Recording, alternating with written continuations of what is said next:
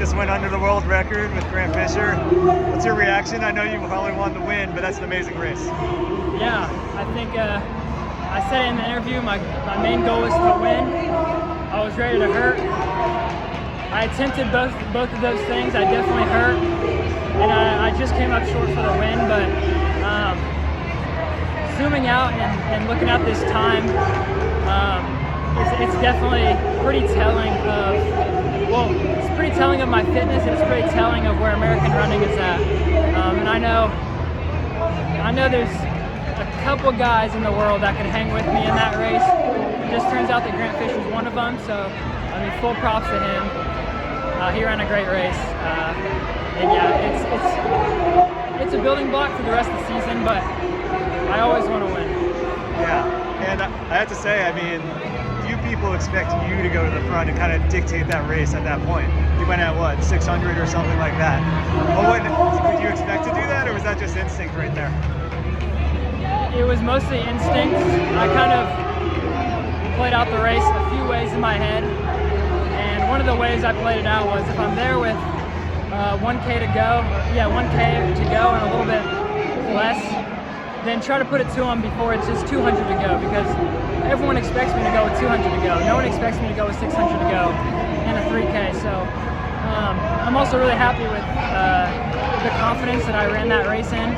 I think I kind of unlocked something today that I've never been able to do in the past, and I think that's pretty scary. Looking at how I build my seasons and how I was around this time last year and how that year ended up. So I'm pretty happy with it. Yeah, I mean, last year you ran 8:05, but I know you're like, I got dropped, you know, there was guys there. This year there's no separation, and in fact, you're the one making sure that race gets under the world record. So I know you talked about how this buildup was your best ever, but like, how much did you really think going this race you could run that time? Yeah, I had 7:26 jotted down in my log, and that was kind of the best case scenario day. And yeah, I think it took the work of both of us to get it there. I wanted the American record, but that's gonna have to wait. And I guess now the American record is the world record, so I got a pretty easy next goal in the 3K. We have a really interesting prospect now, because we got both you and Grant running 5Ks. We both know you're in world's record shape, so what do you, I know it's a qualifier, but are you gonna set your sights a little higher now that you just did that? Yeah. I mean, I'm sure Grant's gonna run something pretty crazy in Boston. The 5K is still a little bit of a stretch for me, mentally and physically right now, but based off of that, I might have to kind of, have the thought of how fast can I go. I really just want to knock out a world standard, but I don't want to leave anything on the table as well. That'll be my last race at the indoors, so I might as well see what I can do.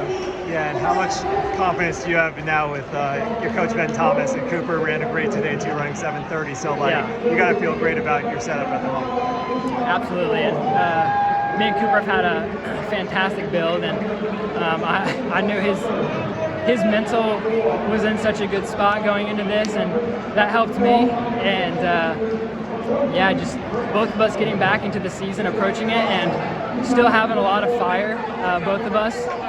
I knew it was a really good build. I'm glad that we both had really good races today. And I'm excited to see what we can do in 5. And this is going to be, people are going to hear talking about this race all the way in Europe, because they know that Jakob is closely watching this, and you marked down a huge. Just kind of show that 3:27 Cole Hocker, this guy that can attack the world records. I know you talked about last year. You're for real on that in the 1500, 3K, the whole thing. Yeah, absolutely. Like I was saying this in a previous interview, I think this will be a cornerstone race in my career. Having that mental ability to take it where I was unsure.